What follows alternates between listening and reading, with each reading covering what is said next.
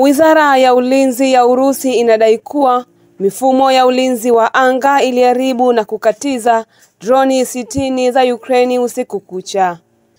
Kulingana na taarifa hiyo, ndege zisizo na rubani 17 zilipigwa juu ya Crimea, huku nyingine 16 zikipigwa juu ya eneo la mkoa wa Rostov, na 11 zilipigwa risasi juu ya maji ya bahari ya Azori, 5 zikapigwa juu ya mkoa wa Kursk, 4 zikaangushwa katika mkoa wa Saratov. Nyingine 3 zilipigwa juu ya maji ya bahari Nyeusi, 2 zikapigwa juu ya mkoa wa Belgorod na 1 ikapigwa juu ya mikoa ya Voronezh na Oriol.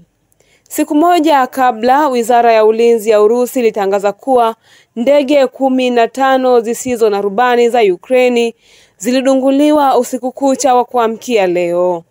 Hii ni TMC News Updates kimataifa. Mimi ni Jacqueline Masawe.